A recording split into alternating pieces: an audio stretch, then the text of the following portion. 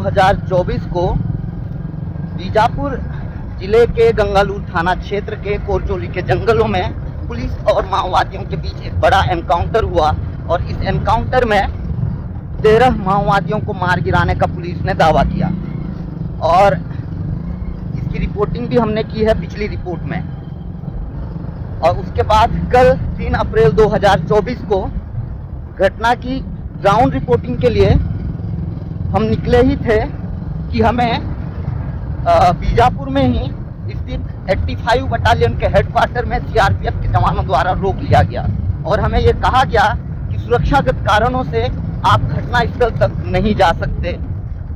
पत्रकारों को पुलिस द्वारा रोका जा रहा था जबकि आम ग्रामीणों को जाने दिया जा रहा था।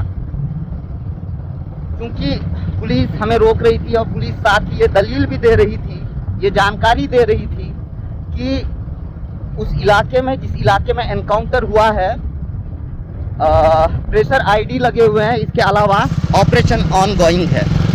इस वजह से हमें रोक दिया गया। इसके बाद हमने सोचा क्यों ना हम उस रास्ते से जाएं जिस रास्ते पे पुलिस कैंप ना हो। अब घटनास्थल की ग्राउंड रिपोर्टिंग के लिए हम जंगली रास्ते से होते हुए गुजर रहे हैं। इस सफ़र के बारे में भी आपको जानकारी दूंगा, कैसे घटनास्थल तक बस्तर जंक्शन की टीम पहुंच रही है आपको बताऊंगा। नमस्कार, मैं मुकेश चंद्राकर हूं और आप बस्तर जंक्शन देखना शुरू कर चुके हैं। आगे बढ़ने से पहले एक छोटी सी गुजारिश है कि यदि आपको हमारे रिपोर्ट्स पसंद आते हों, आपको लगता है कि हमारे रिपोर्ट्स जो हैं कुछ ऐसी जानकारियां आप तक पहुंचती हैं हमारे रिपोर्ट्स के माध्यम से, जो जानकारियां आमतौर पर मेन स्ट्रीम मीडिया से गायब रहती हैं, तो आप हमारे YouTube चैनल बस्तर जंक्शन को सब्सक्राइब कर सकते हैं। बहरहाल बीजापुर से सुबह करीब 10:30 बजे हम निकले हैं और जैसा कि मैंने पहले बताया कि जंगली रास्ते से होते हुए हम गुजर रहे हैं। क्योंकि यदि हम बीजापुर से होते हुए चेरपाल और पदेड़ा के रास्ते से गुजरेंगे तो करीब 4 से 5 पुलिस कैंप पड़ते हैं, सीआरपीएफ के कैंप पड़ते हैं। हमें इस बात का अनुमान था कि भाई कहीं पुलिस के जवान हमें दोबारा ना रोक लें। इस वजह से हम जो है गोरना मनकेली, बीजापुर से करीब 7 किलोमीटर ये गांव है, इस इलाके से होते हुए गुजर रहे हैं। रास्ता भी देख लीजिए, ये पूरी पत्रकारों की टीम है। बीजापुर, जगदलपुर और रायपुर से भी पत्रकार साथी आए हुए हैं। क्योंकि बड़ा एनकाउंटर है और पिछले 1 दशक में बस्तर पुलिस को पहली बार ऐसी कामयाबी तब हाथ लगी है जब माओवादियों का TCOC का महीना चलता है। TCOC यानी कि टैक्टिकल काउंटर ऑफेंसिव कैंपेन। इस दौरान माओवाद सदस्यों द्वारा अक्सर बड़ी वारदातों को अंजाम दिया जाता है जवानों पे। पिछले 1 दशक की बात करें, पिछले 10 सालों की बात करें तो जितने बड़े एनकाउंटर बस्तर में हुए हैं, जितनी बड़ी घटनाएं हुई हैं, वो तमाम मार्च के अंत से लेकर मई के माह तक होता है। दरअसल पतझड़ का महीना होता है तो इस वजह से जो है जंगल में विजिबिलिटी दूर तक होती है, लिहाजा नक्सली अक्सर एम्बुश लगाकर जवानों को टारगेट किया करते हैं। पहली बार ऐसा देखने को मिला है कि लोकसभा चुनाव से ठीक पहले TCOC के महीने में माओवादियों के आधार इलाके में ही जवानों को एक बड़ी कामयाबी हाथ लगी है। वहीं नक्सल संगठन को बड़ा नुकसान उठाना पड़ा है। ये गोरना गांव है, बिल्कुल ऐसे ही मकान आपको नज़र आएंगे, कच्चे मकान। कुछ मकानों में इस तरह से सीट नज़र आएंगे, बाकी जो है घास और खपरेल के मकान नज़र आएंगे। काफ़ी दूर दूर में घर होते हैं। कुछ महिलाएं और बच्चे भी नज़र आ रहे होंगे आपको। दरअसल ये महुआ बिनने आए हुए हैं, महुए का सीजन है, तो ऐसे में ग्रामीण जो है महुआ बिन रहे होते हैं। ये देखिए बच्चों को, उनकी गाड़ी भी देख लीजिए। बचपन में भी हमने ऐसी गाड़ी बनाकर खेला था। माफ कीजिएगा, जूम नहीं कर पाया मैं, वरना दिखाता। कच्ची सड़क है, ऐसी सड़क से होकर हम घटनास्थल तक पहुंचेंगे। मैंने ग्रामीणों से संपर्क कर कुछ ग्रामीणों को मनकेली गांव तक बुलाया है और ये ग्रामीण हमें घटनास्थल तक ले जाएंगे। इस तरह के सफ़र में अपनी एक अलग चुनौतियाँ होती हैं और ये सफ़र हमें रोमांचित भी कर देता है, क्योंकि सत्ता परिवर्तन के बाद से तेज़ी आई है और हम खुद देख रहे हैं पिछले 3 महीने में माओवादियों के आधार इलाके में सुरक्षा बल के कई कैंप स्थापित किए गए हैं। इसके साथ ही एंटी नक्सल ऑपरेशन में काफ़ी तेज़ी देखने को मिल रही है। इसी माह की बात करें तो करीब 19 माओवादियों को माओवाद संगठन माफ़ कीजिएगा सुरक्षा बल के जवानों द्वारा केवल बीजापुर ज़िले में ही ढेर कर दिया गया। चीपुरवट्टी गांव में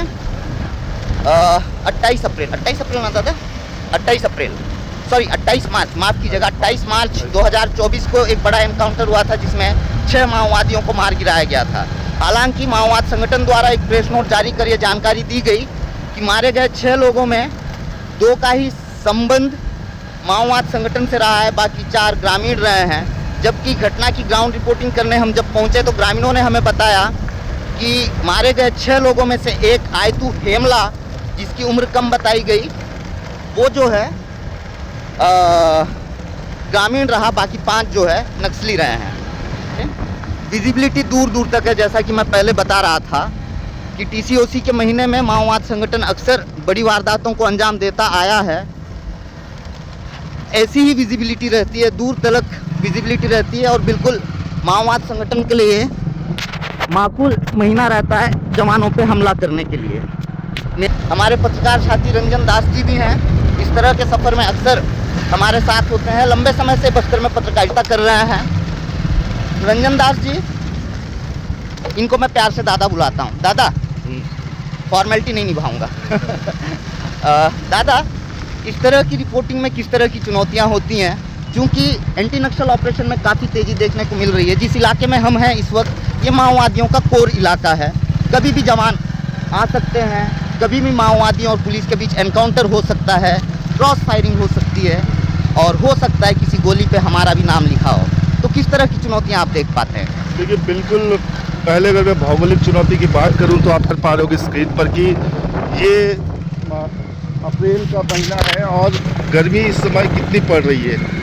पानी गला काफ़ी सूखता है ऐसे समय गाड़ी इन इलाकों में, और दूसरा सबसे बड़ी बात कि हमें रास्ता पता नहीं होता। ये तो है भौगोलिक चुनौतियाँ। लेकिन इसके अलावा अगर बात करें कि एंटी नक्सल ऑपरेशन के दौरान आप रिपोर्टिंग कर रहे हैं, चूँकि ये काफ़ी घातक कदम है हमारे लिए भी, क्योंकि अगर नक्सली इस इलाके में है, जवान भी नक्सलियों के खिलाफ अभियान चलाए हुए हैं।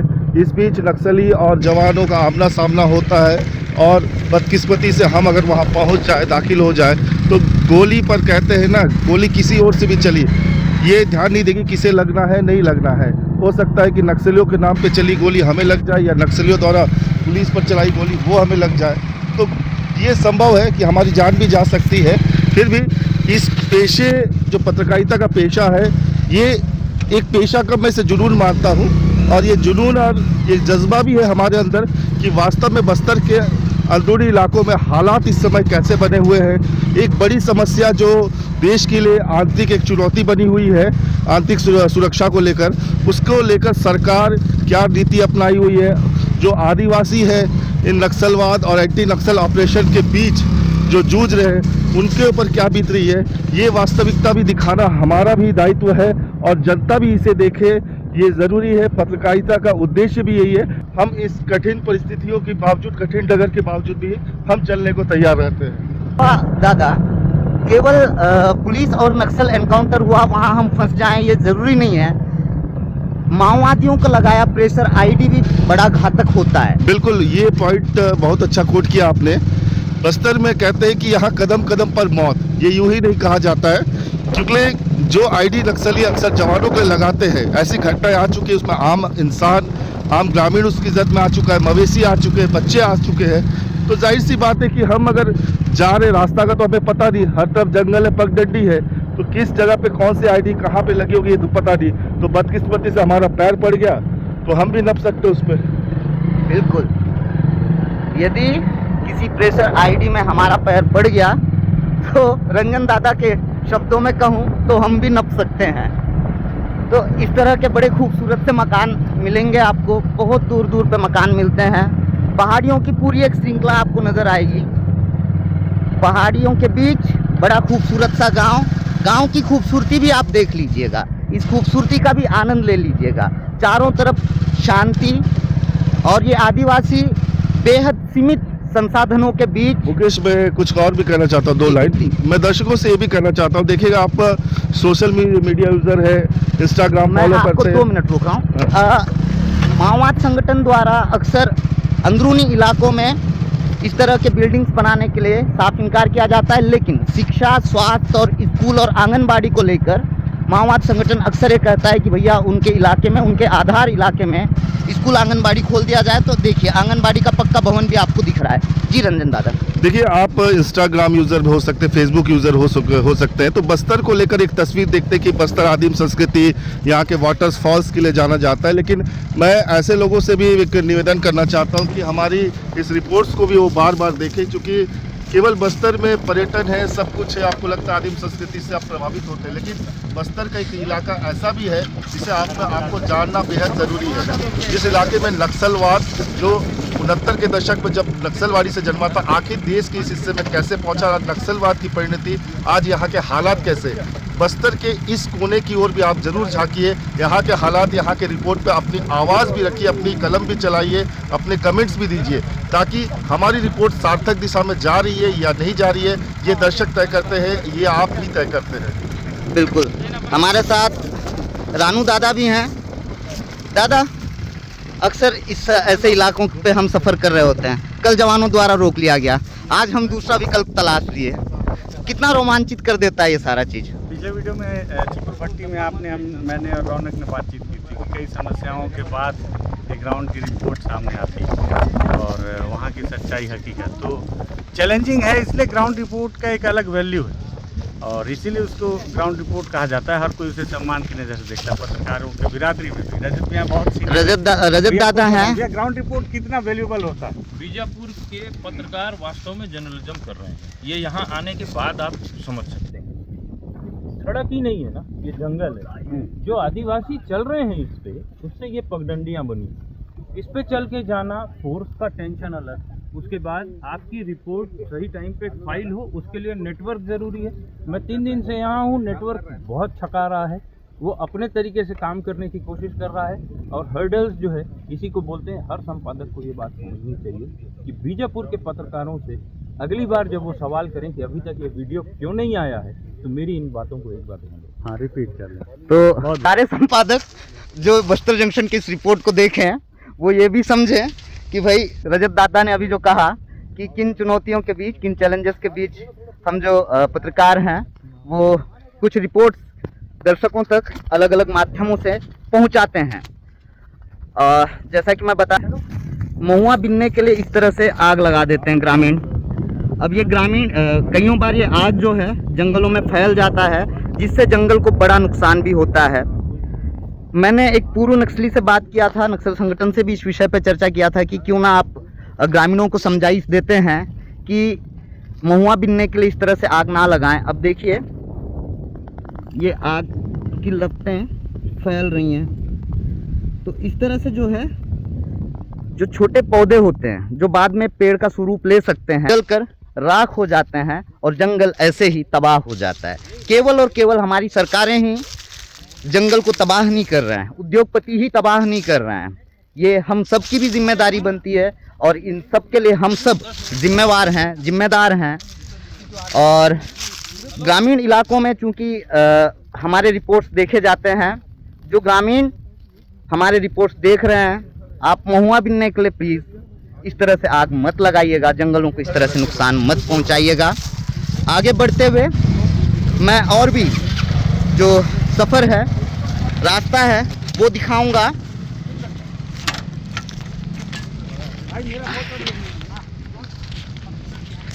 अब देखिए हम ग्रामीण जो है अपने मोबाइल से तस्वीरें क्लिक कर रहा है हम सब की। क्यों दादा? चलो ग्रामीण से बात कर लेते हैं। क्या नाम है आपका? ये सेल्फी ले रहे हैं राम दादा। क्या नाम है दादा आपका? मैं भी आ जाऊँ सेल्फी। क्या नाम है दादा आपका? क्या नाम है? क्या नाम है बाबू? नाम बताओ। अरे नाम बताओ। क्यों सर मारा है? नाम नहीं बताएगा? नहीं बताएगा? कितना पढ़ा है? 34। कहाँ से? पिनकोंडा से आगे की पढ़ाई कर रहा है नहीं कर रहा? इधर देख। छोड़ दिए, क्यों छोड़े? हाँ घर में कोई नहीं। अच्छा, अभी मोमा बिन रहे हो? हाँ। ये आग आप ही लगाए हो क्या? जंगल में, वो वाला मोमा बिनने के लिए? हाँ। नहीं लगाना है ना बाबू, वो फिर आग पूरा फैल जाएगा जंगल में, है ना? चलो ठीक है। तो ग्रामीण है, चलिए आगे का सफ़र भी आपको दिखाते हैं। चलिए चलिए दादा। तो माओवादियों का जो आधार इलाका है, यहाँ नदी नालों में पुल पुलिया नहीं बन पाए हैं। आपने हमारे पुराने या पिछले रिपोर्ट्स में देखा होगा किस तरह से हम उफनते नदी नालों को पार करते हैं जब इस इलाके में रिपोर्टिंग के लिए आते हैं। बारिश के महीने में काफ़ी ज़्यादा परेशानियां होती हैं, क्योंकि ये जो सड़क है ये कीचड़ से सन जाता है और फिर नदी नाले उफनते रहते हैं। देखो रास्ते इस कहीं माइल स्टोन आपको नज़र नहीं आएगा। अब इस तरह से रास्ते पे हम भटकने की भी संभावना रहती है। सीधे चला जाता 1 किलो स्तर जो है ना, वो भी वही है। वो हम रास्ते को लेके थोड़े कंफ्यूज हो गए हैं। यही रास्ता है, टायर का निशान दिख रहा। तो इस तरह से किसी तरह का कोई माइलस्टोन नहीं होने के साथ ही यहाँ कोई गूगल मैप भी काम नहीं करता।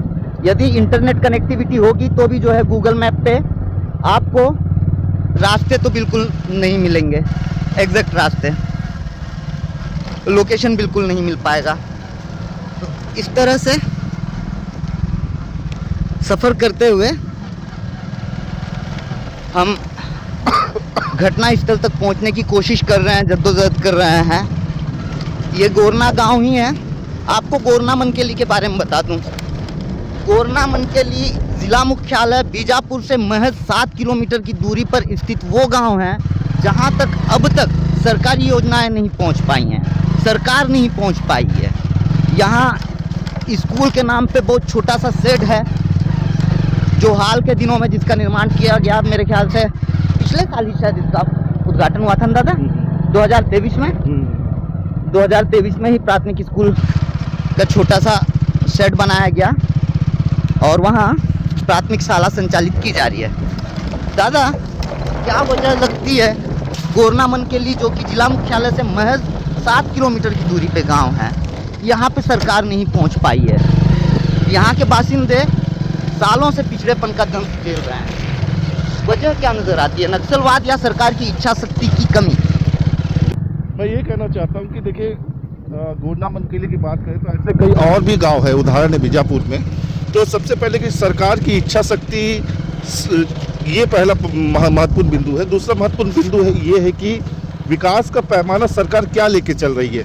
आदिवासी इलाकों में डायरेक्ट सीधे तौर पे सड़क बना देना, बिजली पहुंचा देना, ये निहायत ज़रूरी चीज़ है, लेकिन उससे पहले वास्तव में उनसे एक चर्चा होनी ज़रूरी बनती। मुझे लगता है एक सार्थक चर्चा होनी चाहिए कि वास्तव में उन्हें क्या चीज़ की आवश्यकता है ग्रामीणों से। हाँ, क्योंकि आदिवासी इलाकों की भी जो जीवन शैली होती है वो थोड़ी शहरों से बिल्कुल भिन्न होती अलग, है। मतलब जमीन आसमान का फर्क होता तो है। विकास का पैमाना भी इनके लिए इन्हीं के आधार पर तय होना चाहिए कि इन्हें क्या चाहिए। जी। अफसोस कि जनताना सरकार यानी कि माओवाद संगठन कहता है कि वो जल जंगल जमीन के साथ इन आदिवासियों की हित की लड़ाई की बात करता है। सरकार इन्हीं नागरिकों के हित के लिए काम करने की बात करती है, लेकिन दोनों ही इन ग्रामीणों से नहीं पूछते कि भैया इन ग्रामीणों को क्या चाहिए। क्यों दादा? बिल्कुल बिल्कुल बिल्कुल। नक्सली भी यदि पूछते, नक्सली भी अपना जो उनका सिद्धांत वो बताते हैं, अपनी जो उनके जो नियम कायदे कानून उस पर चलने को बोलते हैं। सरकार भी अपना विकास इस पर सोचती है, लेकिन इन्हें वास्तव में क्या चीज़ चाहिए ये इससे नहीं पूछा जाता है। तो ग्रामीणों से भी ये चर्चा की जानी चाहिए कि वास्तव में इन ग्रामीणों को क्या चाहिए। अफसोस कि इन ग्रामीणों से कि इन्हें क्या चाहिए और केवल अपनी इच्छाएं, दोनों ही सरकारें, एक कथित तौर पे जनताना सरकार और दूसरी हमारी चुनी हुई लोकतांत्रिक सरकार, वो इनसे नहीं पूछते हैं कि भैया इन्हें असल में क्या चाहिए, किस तरह का विकास चाहिए, किन चीज़ों की इन्हें ज़रूरत है, कैसी ज़िंदगी ये जीना चाहते हैं। सरकार और जनताना सरकार की लड़ाई के बीच सालों से पिस रहे इन आदिवासियों की दुर्दशा कहें या फिर दुर्भाग्य कहें कि ये दुर्दिन ये सालों से देखते आ रहे हैं। सालों से ये मारे जाते रहे हैं, सालों से अपने और अपनों को खोते रहे हैं। सफ़र हमारा जारी है। यहाँ कोई ग्रामीण हमें नज़र आए, मिले हैं हमारे साथियों को, उनसे चर्चा कर रहे हैं। देखते हैं क्या चर्चा चल रही है।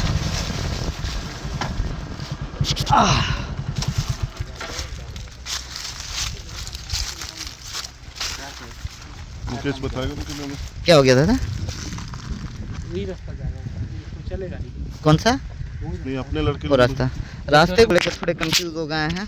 चलिए आगे की रिपोर्ट हम आगे बताएंगे आपको कि घटना स्थल तक हम कैसे पहुँचे।